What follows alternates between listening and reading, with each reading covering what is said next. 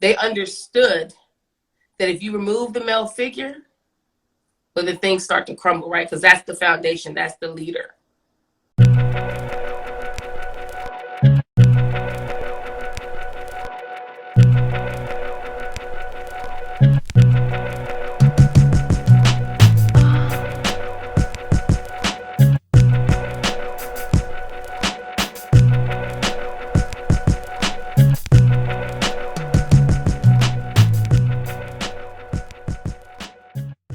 Welcome back to What's Up With You, everybody. Tonight we have Dr.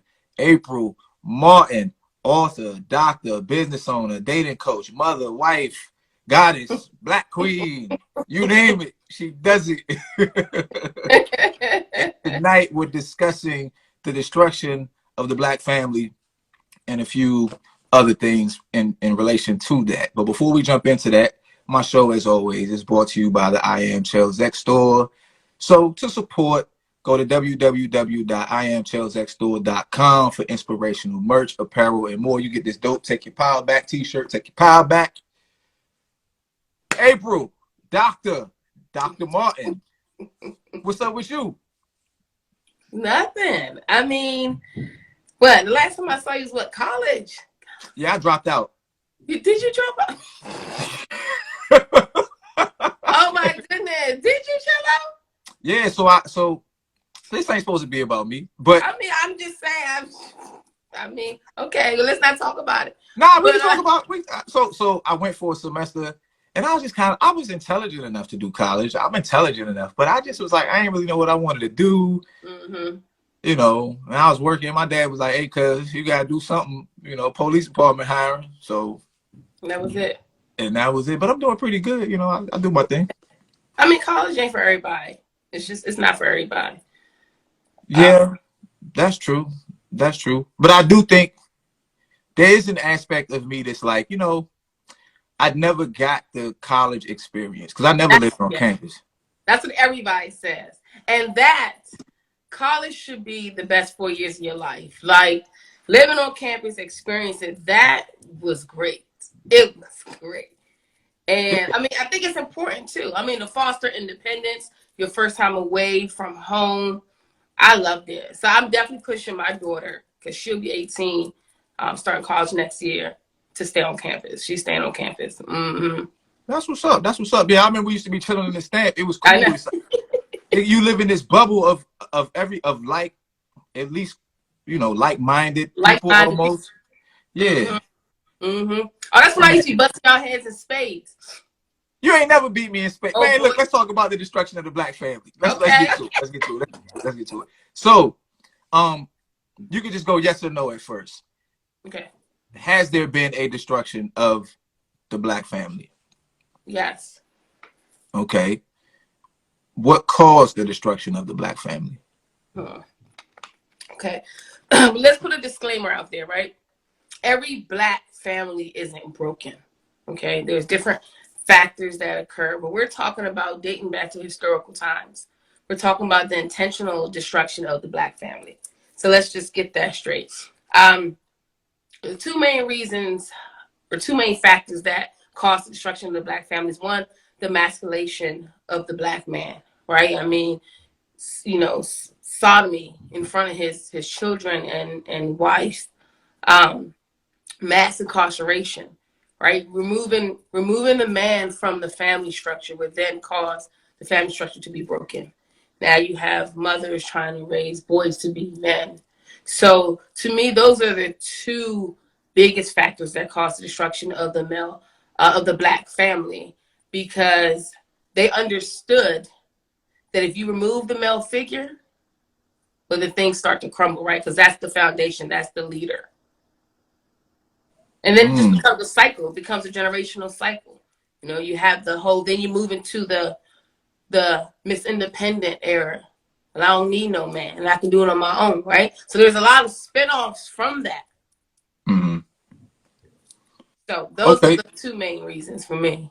Okay, so if history and, you know, its cohorts are responsible for the destruction of the black family, who's responsible for the rebuilding of the black family?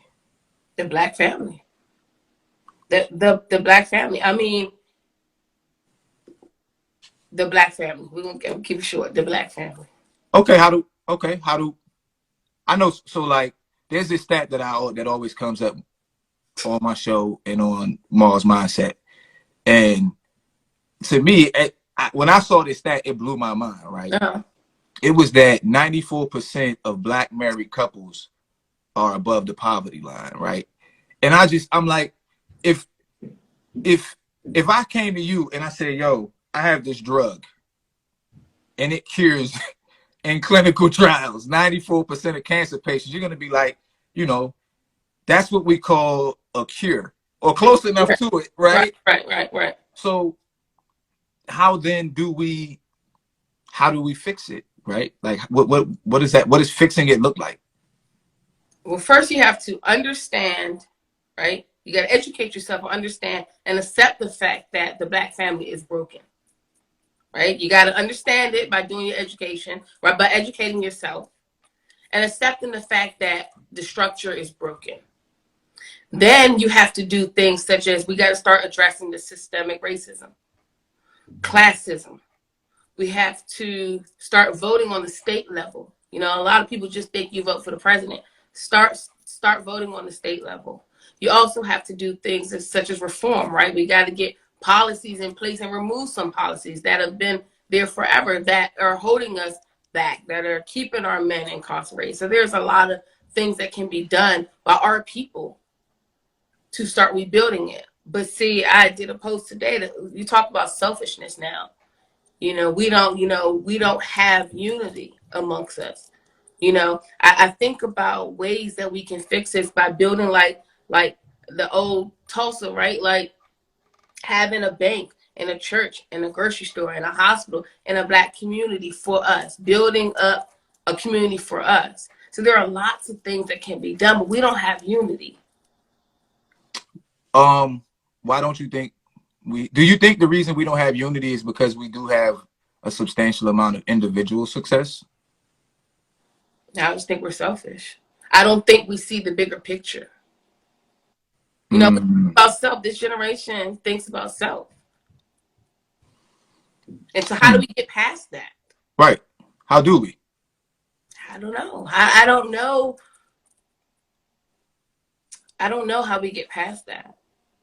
Besides educating our own, right? Like I discuss these things with my children. But everybody's not discussing that with their children. Well, you mentioned classism too, right? And that's really where I think where the rubber really meets the road, right? Because if I'm a billionaire or a millionaire, my outlook is a lot different on things than if it is welfare, right? And yeah. what I think should be done and who should fund what and where we should build and all of that. The perspectives are so different. Even if the perspective is different, if I make 100,000 and the other guy make 50, we're gonna have some disagreements about how this money should work, right? Absolutely. Well, see, and that's a big issue within our culture, right? A lot of other cultures, they come into money, right? They inherit money.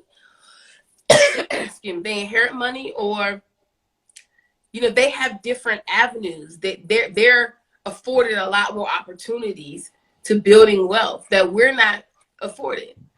So we got to work 10 times as hard, right? So when you have that advantage, right, we know the advantage that they have, that holds us back. And it makes us feel that we can't progress. But in time, if we come together as a group and say, hey, these are the things that we need to do. Right? We need to build our own community. Right? We had it. They tore it down. They burned it down and all of that. But we need to rebuild again. But I don't know how we get this generation to see that and to understand the importance of it. One of the things that I experienced and that frustrated me, right? I'm a cop. I'm in the DC area.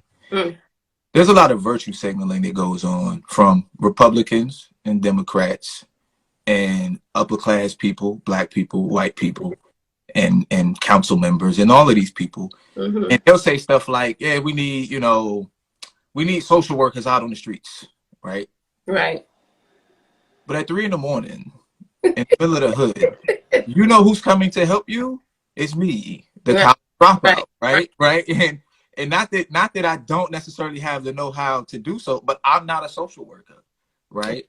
Mm-hmm. I'm not like, and really, I'm supposed to be here enforcing the law. I'm not necessarily supposed to be here dealing with your mental issue. Right. But it's like, where are all the virtue signalers? Well, they're in their houses chilling, not really doing anything, but so quick to critique the few people that actually are. Right. It's like we got to put in the work. But let's transition, because I'm big on self accountability, right? Uh-huh. And I look at it and I say, regardless of what they do, whoever they may be, there's certain steps that we can take to improve upon our situation. For example, almost every time we own something of substance, we sell it, right? We sell it. Yeah. And it's like, well, how can we own it if we sell it for money? I just don't understand it. But my question is this: let's look at the Black family. What accountability do you think the Black man has to take as far as where we are now? And just to be fair, to let you know, the follow-up is, what accountability does the Black woman have to take? We have to take a lot of accountability. I mean, because like you said, there are things that we can do, and we're just not doing them. And again, I always go back to education. You have to educate yourself. A lot of times we just go with the flow. We go with what we hear, even on the celebrity topics. Oh, this happened, so we just run with it, right? And then we spread it on instead of really educating yourself. Like one thing I always talk about is, when you're born into a religion, if your family, your parents were Christian, and you're born into being Christian, right? Mm-hmm. That's all you know. But people never take the time to say, is this what I really believe? Let me do my own research and educate myself and see. A lot of times people just go with it because it's easier that way, right? People like comfort. So, I know this is comfortable. Let me just go with it. Nah, see, and I don't think that way. I'm always about educating myself. I don't follow any celebrities. I don't care what they're doing. I just don't. I hear things, it's hearsay. I educate myself and I do research. That's what I do. I love to research, and I educate myself, and then I spread that knowledge that I've learned. If I don't know about it, I won't speak on it. So I always feel accountability is when we don't educate ourselves enough about it, because then we can go into the reform. Then we can speak, intelligently on what we're talking about. So we don't do the work. No, we don't do the work. So, okay, so it's my opinion that we're too attached to the idea that someone else is supposed to do the work for us. I don't agree with that. I just think sometimes people are lazy. I don't think we feel like somebody else has to do it. I don't think we're that entitled. We think we're that entitled. I just think that people are lazy. It takes time. It takes like you talked about, we get business and we sell it. Well, that's because you don't want to spend your whole life working in this business. You want it to work on its own. You want it to build. You want to accrue money while you sleep. So what you do is you sell it. You let someone else handle that, right? And you're good. You no longer have to do that. Now you can take that money and invest and all that. So I disagree. Like the selling, yeah, that's what it's supposed to do, unless you're keeping it in your family for generational wealth. Those type of things are different. But you work to make it work on its own, where you don't have to be slaving behind it. Right. But I agree with you there if the purpose is for yourself. But I think if you're thinking like long term, yes. Why not hold? And to me, that ties into, from my position, I could be wrong, but from my position, it ties into the selfishness of it, right? Yeah. Because if I could sell my company, and let's just say I could sell my company and I could make 50 million, or I could keep my company and I could make, I don't know, 1.5 million a year. But I could pass that 1.5 million a year on down.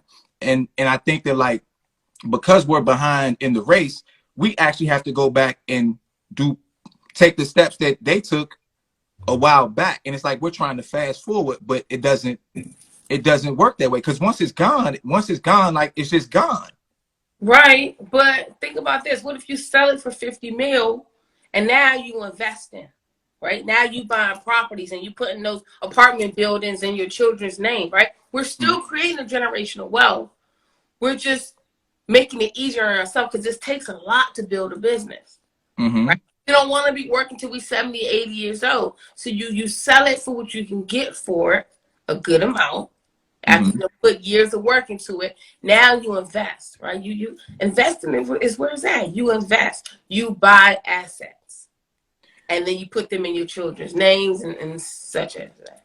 But okay, so then, but that still would mean that I agree with you, because that's what I'm on, right? Because I'll be honest, I've just accepted it. I'm like, y'all do what y'all do, right? I'm here to get mine. Ain't no point in all us being broke, right? I just think what it is. And maybe there's no escape from it. Maybe it's for lack of a better term, it's an individualized or it's a family-based thing. Like all I can really do is touch the people that are closest to me, right? Family and friends, and whatever y'all got going on over there is best of luck. Well, yeah, because we can't help everybody. But we want to, though. I mean, we do, but there's some people that's just dead weight. Like you can't help everybody. If you was riding with me when I ain't have it, then I'm gonna let you ride with me when I get it. Like it's no fun being at the top if you're at the top by yourself. That's my mentality. Yeah, I'm with you there. Let me ask you this: do we have to agree politically, financially, or even on social issues in order for us to improve? Like because like you, okay, so like you and I, we're probably like-minded people. We probably disagree on certain, I don't know, political topics, right? But if you came to me and was like, hey, let's get money. Chels, you got this platform, I got that platform, we can make some money. Man, I don't care what you think about the corporate tax rate. You know what I'm saying? Like, all right, let's get this bread, right? Right. What's your thoughts on gun rights? Who cares? We'll discuss it after we get the money. Right. Do you think as a whole, we need to be like really in lockstep politically in order to make major moves? No, because that would never happen. Right? That would never happen. So you have to, the saying, agree to disagree. But let's look at the bigger picture. If this is what we're trying to do, and this is what we're trying to do. We can't be fighting over abortion rights. And listen, there's a bigger picture here. We don't need, so to say everybody has to be in the same political, no, it's just not going to happen. You got to learn to agree to disagree and focus on the bigger picture and put those steps in process. And then you're there. I agree. One of the things that I've pondered, right, is if Martin and them were so focused on civil rights and not necessarily focused on building financially, like I just wonder like what that parallel universe looks like. If they was like, hey, we want some civil rights, but we still about to, we about to get this money over here. Yeah. That's a lot of pressure though, right? I mean, at that time, that was what they needed to fight for.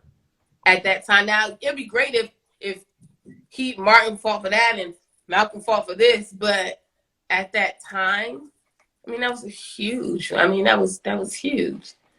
I feel like they pulled the okie doke on us back then, though. Yeah, I do. I feel like they was like, at first they probably thought like, yo, this is really a problem. Like, these people want rights.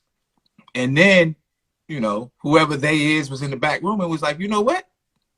Let's just give them rights. They still gonna be broke, so it really ain't gonna matter. Well, I mean, I'm pretty sure that was a discussion. It's distracting people, a group of people collectively from one thing and just giving them something to hush, right? Okay, we'll give them this. But they still not thinking about this. Yeah, that's what they do. That's what they do with the celebrity. That's what they do with entertainment and media now, right? Like they like, yo, watch this. Oh, this movie's dope. Oh, do this. Focus on that, right? But don't ask about investing. Like, yeah, rental properties. That's a problem. Oh, I know. Absolutely. Absolutely. So if I think like 30-some% of black men are married, 20-some%, 24% of black women are married, right? Uh-huh. That's pretty low in my Yeah. opinion. No. But my question for you is, if we know at a baseline level that getting married gets us out of poverty at a 94% rate, right? How do we, as a society and as individuals and families, promote marriage? Other than write a dope book about it like you did. um, it's the mentality. Like, I'm a dating coach. And the generation's mentality is completely different, right? And I had this conversation with my daughter. Our culture has shifted from the traditional household, from a two-parent household, to a man leading and a woman supporting, to a man paying all the bills and a woman staying home and minding the children and cooking the meals and keeping the house clean. I'm not against women working. Like, I could never be a stay-at-home mother. I'm not. But but I understand my role as a woman. And a lot of people think it can't be synonymous that, oh, you can't be submissive and independent. Well, I am, right? I'm independent. I mean, you know me, Shell, I can hold my own, right? But I have a role, and that's to support my husband because they've already been emasculated. We just talked about that. I'm not going to emasculate him and try to take the lead. No, I'm going to fall back and let him do that. But the mentality now is, I told you that I'm Miss Independent. I can do it on my own. But who wants to? Why do you want to do it on your own? Right? I had no problem saying to you, I need a man. I need a strong man beside me so we can raise our children together, so they can see love, right? Because I grew up seeing that, and my husband did too. My parents were married 45 years. His is around 44. So when you see that, you put a lot more effort into making it work than when you don't. When you don't see that, it's easy just to up and leave. But see, I didn't see that. My parents fought through whatever they were going through, and they stayed together. So my husband and I, people are saying, y'all been married 13 years. That's incredible for our generation. But see, that's what we know. That's what we saw. So I think the mentality around marriage and now men are saying I can't find nobody worthy, right? And and it works both ways. But I think women shifted the culture a lot more than men. Okay, let's Yeah, start let's talk about right. it. Yeah, let's delve into that, right? Um, how much do you think the feminist movement played into the mentality that you were just talking about? Mm. I, it played into it. It wasn't a major factor because all they're asking for equality in terms of pay, right? You go into the corporate world, you can have a woman and a man doing the same job, and she's not getting. Well, she should. If she's doing the same job, she should. But I'm talking about in the home. I'm talking about making a man. A man can't lead if you won't let him. If you don't fall back, if you want to debate everything, like I'm not saying you don't have a voice, right? Being submissive does not mean you don't have a voice. It does not mean that. You can talk about things and discuss them. But too many women are afraid to allow a man to lead, and they don't like the word submission. They don't like it. They think it's, oh, I can't say that. I can't be myself. I'm submissive. I make my husband lunch every day. I cook his dinner every day. I take care of the kids. I work. You named it, my stuff. I'm a doctor. I do this and do that. But I let him lead. I discuss everything with him. We're a team. So the mentality of the men and women now has to change. It has to. It just has to. Well, like I said, on my show, Mars Mindset, that's something that kind of comes up not so much in the basis of the black community, but just in general. It's like, are the gender roles changing, right? And if they are changing, how is that going to affect relationships, right? Because if men are becoming, oh gosh, I hate to say this, if men are becoming more in touch with their feminine side, If they becoming yeah, soft, if Cello. they become, well, see, I don't particularly see it as soft because I just think we're dualistic beings. We all have a masculine and feminine principle, right? But I ain't depending on a woman to take care of me, yeah. Like I don't care if I was married to Oprah, man. I'm getting up, I'm going to work, and if somebody robs somebody, they going to jail tonight. You know what I'm saying? Absolutely. But what are your thoughts on? Obviously, you support traditional gender roles, I do. but we're not trending in that direction. So how is that going to work? But we're not trending in that direction, but we see that that's what people want, right? A man wants a woman who's going to play her part. A woman wants a man who's going to play his part. Women, it's not even about, let me tell you, a woman, when she's with a man, and not even have to be he doesn't even have to be an alpha, right? Because you got all these other ones now, Gamma, Sigma, and all this. But when she's with a natural leader, she automatically submits to him. That same woman can be for a dude who's more of a Delta type. She is running him over. But a woman it comes natural for a woman to submit. She just has to have that right man. But see, the men nowadays, I mean, I'm gonna say they soft to me. Chivalry is no longer there. They don't even buy you a drink. They ain't open no doors. I heard the dating game is terrible. Dudes with all this splitting the bills. Look, my thing is this. As a woman, if you want to live a certain way, then you may have to split the bills, right? Because a lot of women are like, well, I want to be in this single family home. Okay, but then you're going to have to split them bills. Because if not, you have to live within his means. And if you don't want to be in this apartment or this townhouse, then y'all might have to split the bills. I get that. There are some adjustments with that. But I think it's natural for a woman to submit when a man can naturally lead. And I think that men nowadays are going faster towards a traditional way. They're saying, I want a woman this way. And women are more like now, like, you know? Okay, so considering that black women are educated at a higher rate than black men, I don't know the statistics on the amount of money that black women make in comparison to black men, but in a lot of ways, because of just the society we live in, we look at the breadwinner as the leader, right? So if black women are on the rise and black men, and I'm talking as far as income, if black women are on the rise and black men have stagnated, and black men are typically low income workers, do you think black women can still be led by a man who doesn't make nearly as much money as she does? Absolutely. Okay, cool. It's not about money to me. Right. It's not about money to you, right? But I'm talking in a larger sense. You have a traditional perspective, right? But and anybody else who has a traditional perspective, they're gonna agree with you, and they're gonna be like, "Yeah, it's all good." But that's still gonna leave a whole group of people out there who's like, they might not say I don't need a man, but they be like, he don't make as much money as me. He can't leave me nowhere. That's a problem. That's a big problem. Because no, I'm not saying I'm 41. I'm not messing with no dude.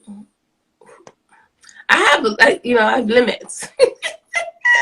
But he may not make as much as you. That has nothing to do with his character. Right? I mean, he could be an alpha male making 50 and you making 100. He could still lead you. It took, in my mind, yes, at my age, if I was out here dating, there's certain things you gotta have. Your own place, your car, you gotta make some decent money. But you don't have to make more than me to lead me. No. For those who feel that, that's a problem in itself. Because now you're looking for a small pool of men. Because the pool is already small. So now they gotta make 150. Then you're gonna be by yourself forever. Plus these other requirements. I was on the live one day, right? And we were talking about the what's the word I'm looking for? Like the comparison, the ratio of men to women. Oh my goodness. I was like, well, first of all, I said, and I like to use the black community just because I'm a black dude and I know those statistics a little bit better, and I think it's a good snapshot, right? Right. And I was like, well, listen, I said, you know, it's 40 million of us, right? Mm-hmm. And I know that there's more black women than black men, right? So even if you cut it at 51 to 49, I was like, well, that still leaves about 1.6 million black women with no guy, right? And that's before we get to the dudes who don't make the amount of money you want, right? Dudes who are addicted to drugs and alcohol, right? The 800 some thousand, that's another million, right? That's 800,000, that's another million. Right. That are justifiably or unjustifiably, like they not on the menu for you. Right. Yeah. Right. The ones in jail, the ones who are gay. Yeah. Right. You got to add all of that up. And somebody in the comments was like, well, it's only 51 to 49. I said, yeah, that's in percentages. But if I lined everybody up, it's going to be like 4 million black women. Yeah. They're just looking around. Yes. And what do they do? Well, what they doing is they going towards married men. That's what they're doing. I mean, this is what it is. Okay, well, let me ask you this. This wasn't one of the questions, so you ain't got to deep dive in it. But it's something that I like to ask people. Do you think that polygamy could be beneficial for us in the long term? I'm an advocate for polygamy. Hold on. Say that again. I just want to make sure I heard you right. Say that again. I'm an advocate for polygamy. I think it's, we don't want to get all the way into there, Chella. We gotta go deep, but you just But I see things different, and I think that's why I have a lot of clientele in my dating coach. I've been on every side of it. I've been cheated on. I've been the cheater. I've been the side joint, right? I understand all sides of it. I don't feel, but see, the thing with polygamy, monogamy in general, there are just some people who aren't designed that way, right? There are some people who aren't designed to just be like, okay, I can spend those 60 years of my life with this person and that's okay. I'm cool with that. But there are some people who are like, yeah, that's me, right? If you've never been a cheater, you won't understand why a cheater cheats. Like I say all the time, there's people who are like, well, I don't understand. You can't love me because you cheated on me. Yes, you can. You can love that person and still cheat because you're given to your desires or temptation. We're all different, right? We are all different individuals, and people have a hard time accepting that. Everyone has to be put into this box. No, if you come to me and you're honest and you like, look, man, I need two women. Okay, cool. That ain't gonna work for me. But they can find a woman that can work. I'm not mad at that. But see, people aren't transparent. People want to lie and tell people, no, I'm going to be with you and that's it. And then they go do their thing. No, I think we need to be transparent and upfront about what our intentions are and what we need. My requirements are different from the next woman's requirements. You know, there are certain things, like for me, I don't wash my car. I'm not washing my car. I'm not doing anything outside. I've never washed my car day in my life. I'm not doing it. Right? But my husband, he's like, that's little, because I play my part as a wife and as a mother, right? So that is a big thing. But monogamy in itself, to me, is just like, it's for some people, it's not for others. Well, when I think about, and I won't be long-winded, when I think about polygamy, because of what I do, I see a lot of the young kids, teenagers and young kids, and I'm like, damn, you can just tell they don't have no like strong male figure in their life. Yeah. And to me, that would probably be the greatest long-term benefits that you would actually have. You could almost take all of the whatever we consider to be good black dudes, right? Yeah. And we would all end up being fathers or father figures in some way, shape, or fashion. And that would actually begin the reversal of, the effect of history, But But I don't think most women going for that. I know. But see, what I realized, my brother said it to me. He says, you're a male advocate. I just see, I'm able, because see, and I don't have sisters, right? So I have brothers, and I grew up seeing how men were. I understood it at a very young age. I understood the game they played and all of that. And I see things very differently. I'm able to see from the perspective of a male as well as a woman, right? I've been hurt, I've been in love, and all of that. But even the way I handle that, it's always been different. I've always been able to step outside of, of my emotions. And that's the first step. People can't control their emotions, right? And women are emotional beings. And I've never really been that emotional being. So I'm different. You know, you cheat on me. Okay, well, you know, I'm mad a little bit, but I'm gonna get over it really quick. Right?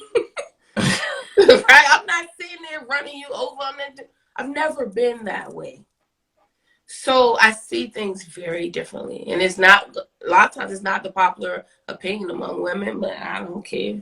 You know, I speak truth and I'm very transparent. You talk about the emotions too. I think this in general, I think we are an emotional group of people, right? Wait till this person said people be in a poly relationship and don't know it. Yeah. That's my auntie, Camille. What up? Sorry, go one ahead. of the things I'm big on is emotional intelligence, right? And because I'm on live every day, people hit me up and they be like, "Yo, like, how do you stay so calm?"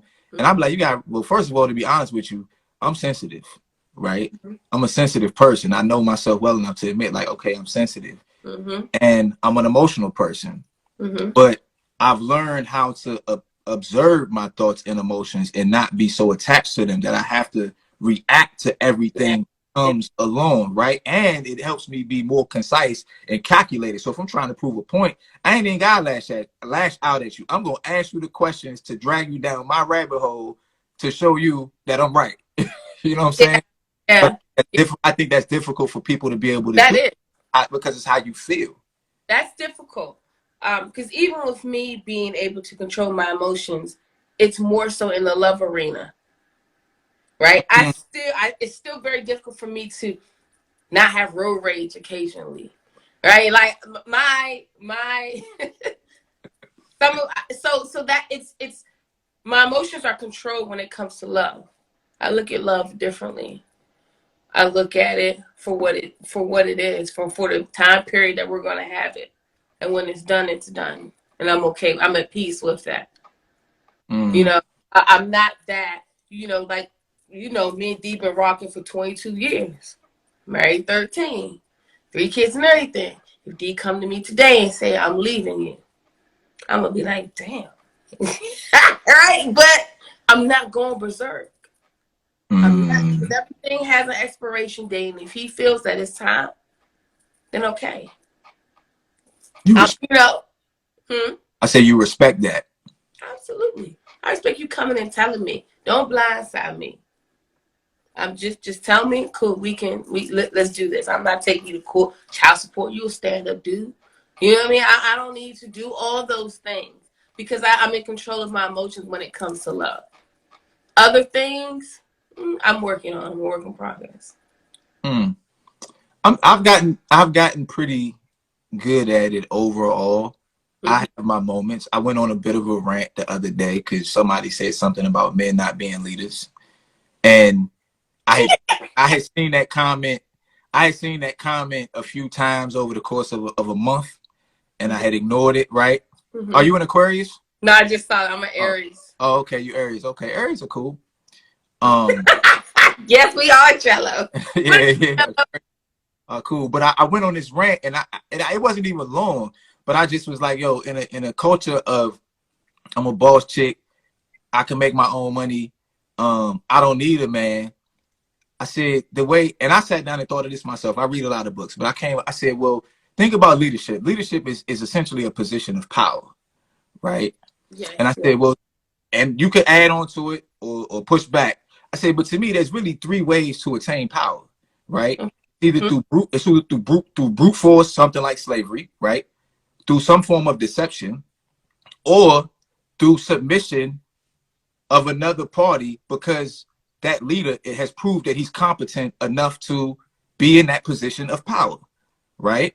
Well, okay, if you're looking for men to be leaders, you don't want us to take it by brute force, Right. You don't want to be deceived, which means that, and you said this earlier, it's not that Dr. April or my wife can't lead, it's that you actually have to submit in order for me to be a leader. If I'm walking with my wife and I say, yo, you walk on the inside, and she say no, that's on her.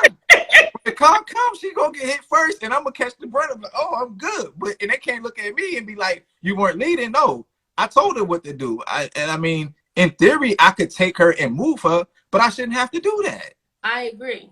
Somebody just said I don't need a leader, I need a partner that's sharp like me. See, I want to be led, man. Women, we have to deal with so much already. Being mothers, being wives, we have a lot on our shoulders.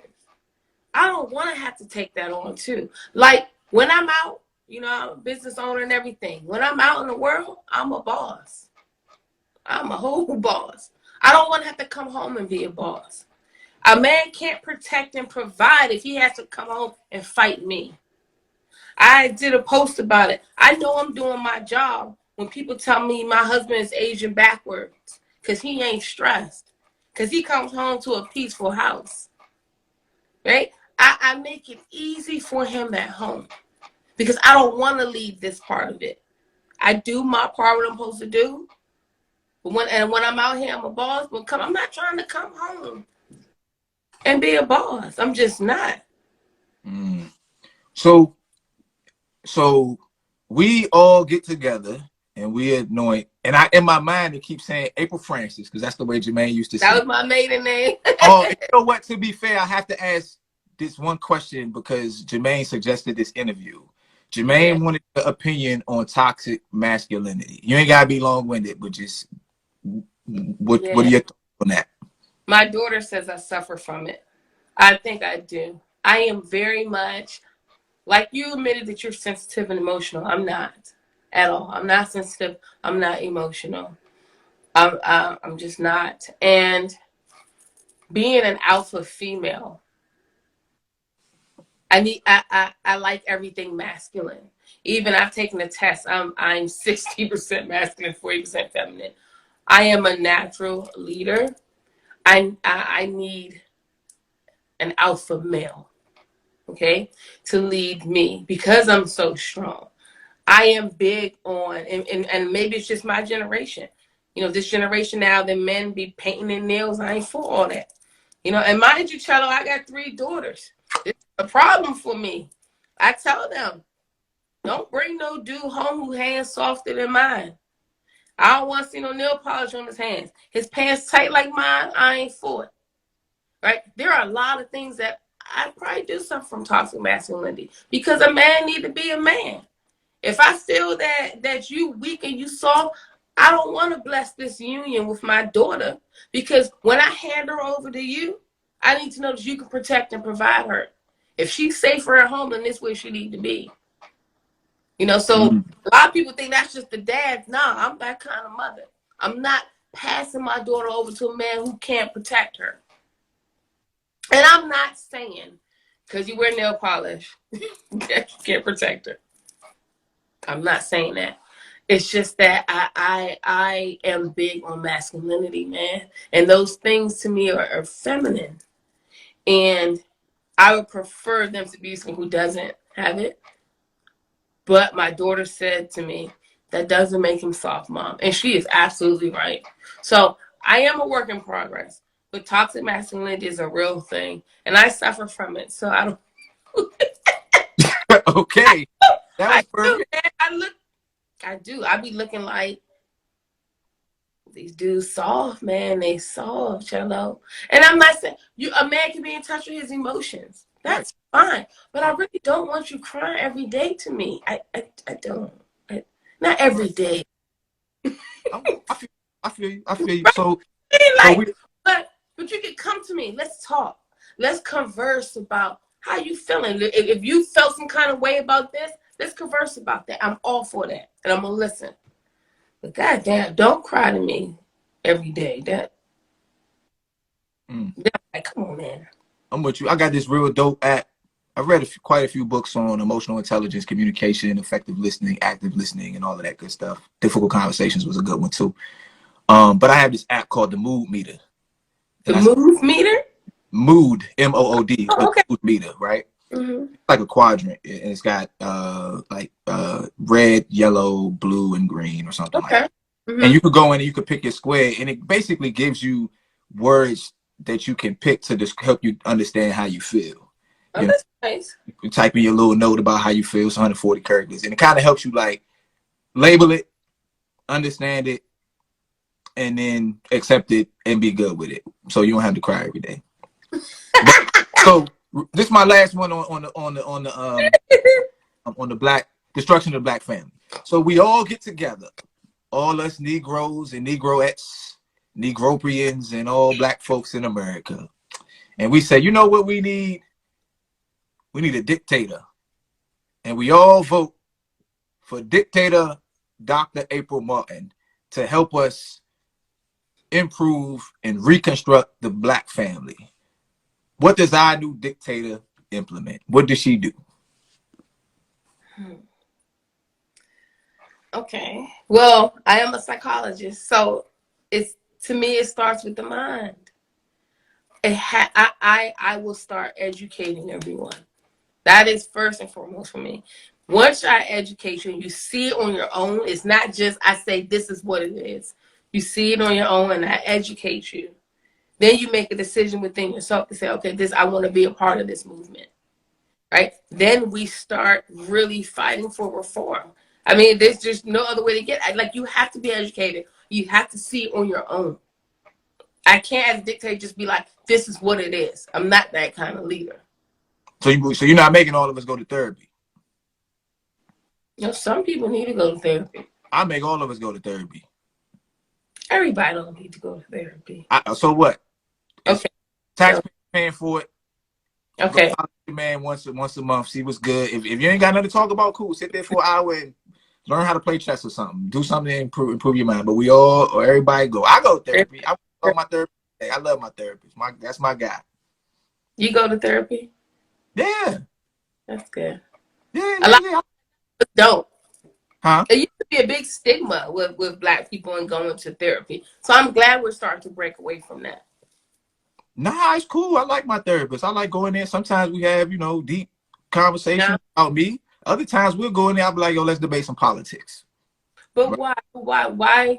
Why do you feel you have to discuss those type of things with your therapist? Why not? Politics? Huh? Politics? Yeah, like, why don't you talk to your significant other about that stuff instead? We do. Okay. Well, why do you feel you need to talk to your therapist about it? Probably because it affects me, because I have to deal with the blowback from it in my job, right? Some politician sets a rule. Okay, yes. That impacts the community, and then the community humans naturally respond, right? And then I'm the cleanup guy. Mm-hmm. So because I'm attentive to how a particular law or lack thereof is going to affect the way people conduct themselves in society, I have to deal with that. I don't get to it. Like when the pandemic came, most people was able to hold up in their house. I told my pops, I was like, I ain't scared of COVID. Like, right. That they're gonna block this joint. But I'm like, I ain't worried about that because I don't have the option to avoid it, right? Okay. So because of that, it might just be like, I saw this reel and that joint kind of triggered me a little bit, and because this and that, and then we talk about it, and then but that's why. But anyway, okay, that's that. Let me ask you this: how do you want the world to remember you? That's a great question. Wait till we get to the next one. Okay, so that question, I want the world to really remember me as I am. And I say that because I'm real big on seeing myself. I think enough people don't see themselves. And we assume we know who we are. So one of the things I do is I always ask my friends to describe me in 3 words every so often because we all shift. And one of the things that they always say is that I'm loyal.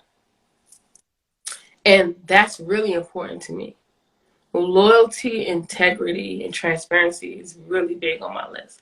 I want people to remember me as being funny, as being loyal, as being fun, as being a leader, as being a great wife and a great mother. You know, because my accomplishments, all my degrees, all these things I have, they don't go with me at the end of the day. They're irrelevant. It's because the world we live in, unfortunately, this has helped me get to where I'm at, a certain level of success. But those things mean nothing when that day comes. And I want my children to be able to stand up there and say, she was a great mother. And my husband said she was a great wife. And she's loyal. She's fiercely loyal. And she holds integrity at a very high level. So that's what I want the world to remember me by. And I'm funny and fun. I'm real fun. You've always had a great sense of humor. Thank you. I remember we said like April Ryan, yeah. So this happens to everybody on my show. I know you're not I don't think you really on Instagram as much as say I am, but you have to tell me 5 people, dead or alive, real or fictional, that you would like to sit down and have a one-on-one intimate conversation. Okay. Tupac and Jay-Z, definitely. Tupac, okay, so you got off the break. Yeah, Tupac is ahead of his time. So intelligent. I love Tupac. Jay-Z, because his business mind is incredible. Mm-hmm. You said 5? Mm-hmm. 5. Real or fictional, dead or alive, don't matter. Could be Cinderella. Oh my goodness. What? That's hard. Not everybody makes it to 5, but you know. You know who I like? Who? Princess Diana. Yo, like I don't think anyone's ever said her before. That's a really good one though. I would like to. I like that she was. See, I like when people are just who they are, when they're comfortable in their skin. And she was. Despite the life that she was in, she was very comfortable. And she was different from everyone else. And I really like that about her. So I would say her. Okay. So that's 3, right? That's yeah. Tupac. That's Jay-Z. That's Princess Diana. God, Gandhi. Okay, Gandhi's a good one. Because you talk about, like you said, emotional intelligence and being. Look, I need help in that area. So, and just in terms of, you know, I mean, just his way is it's crazy. So I would love to sit down and talk to him. Who was the last one? I'll buy you a little bit of time, right? Okay. On the emotional intelligence thing, right? Mm-hmm. It's actually really easy 99% of the time for me, right? Yeah. Because when you really come to not believe, but you know that any emotion that you're feeling, whether positive or negative, it ain't sticking around, right? Right. All you really got to do is wait it out. If you sit with it, you can sit with it. And when I sit with it, I mean like don't act. You're right. Look at it. It'll go away. Now you can transmute it. That's even better, right? Right. That is true. Because what I've learned recently is if I'm having a discussion with my husband and we may not agree, instead of me reacting or even saying anything, I will listen and I will sleep on it. And I get up and revisit it. And I'm in a much calmer state. I'm no longer irate. I'm not upset. I'm not speaking out of emotion. And it just goes better. The approach is better. So I've learned to just let it go. Let it simmer. Let some time go by. And that has helped. That has done wonders. Yeah, it works. It works on the street too. Cause It like, works. I mean, I don't always have the opportunity to sleep on it with my wife or, just a friend or something. I could be like, I'll holler at you later, right? But Right. and I get called a lot of different names by a lot of different races of people and all kinds of stuff. Right. And simple thing, and one of my best friends taught me this, and he didn't teach me. I just watched him do it because we worked together as young officers. And somebody Hmm. would say something to him, and the first thing he would do, he would be like,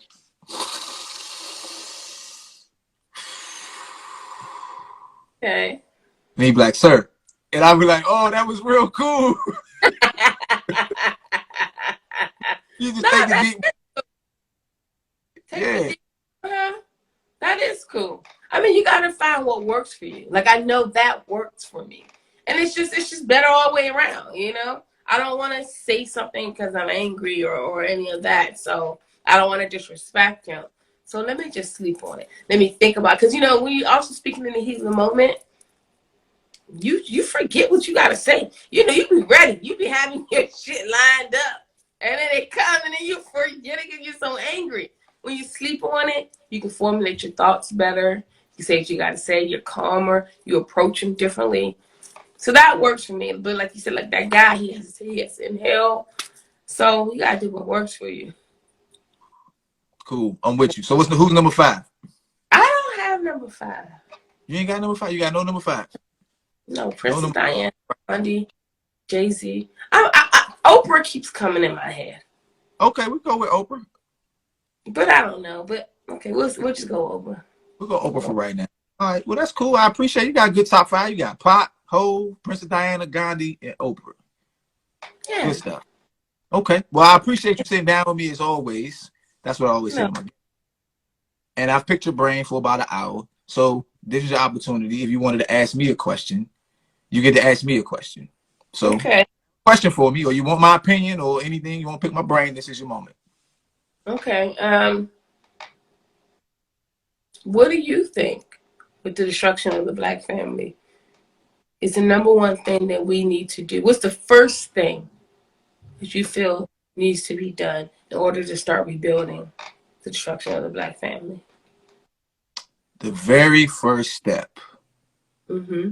I think, other than an awareness of the problem, right? Right. Right.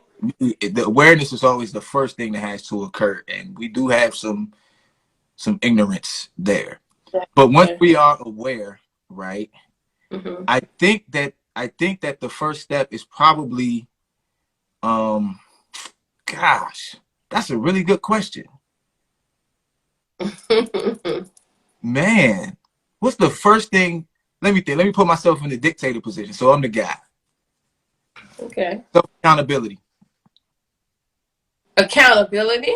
Self accountability. Self accountability. Right.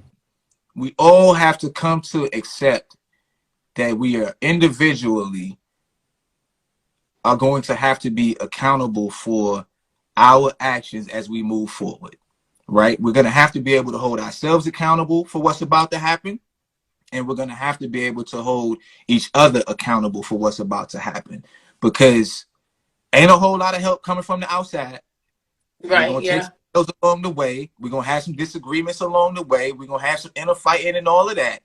But there's an understanding that we are still accountable for one another. So if you and I disagree on abortion rights, when we get out here in this public, that ain't got nothing to do with it.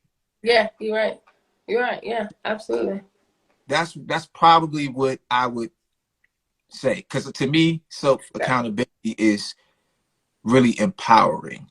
Mm-hmm. Regardless of what you're going against, you're going to take wins, you're going to take losses, but if you're self accountable, you can go back and say, this is where, yeah, they did all of this. You did this Mm-hmm. to me, but how did I? Because I can't necessarily control what you do, right? But I can be accountable for my actions, how I contributed, the mistakes that I made, how I responded, how I didn't respond, how I should have responded. And that still empowers me for the next time that I meet you, wherever it is that I meet you. And I'm better for that. So Mm-hmm. that's my answer to that. That's good. So That's a good answer. good. This, Thank you. this was still an hour. I know. I tried my best. I mean, the last one was 1 hour and 45 minutes, so you're still getting out Oh my. early. But once I chop it down, maybe I might be able to get it under 1 hour for the YouTube. But Dr. April, can't say Francis, Dr. April Martin, I appreciate you. I love you, Black woman. It's been real. I've enjoyed our conversation. And Thank you. yeah, I appreciate you. Y'all go to Amazon and search Dr. April Martin. What's the name of the book? I know you got 3 of them, but what's the name of the marriage book? 46 Secrets to a Successful Marriage. Go download that, y'all. We're going to support each other. We're going to build. And everything's going to be all right for some of us. It will. All Thank right. you. I appreciate you. Y'all be good. Be safe. Take your power back. Peace. All right.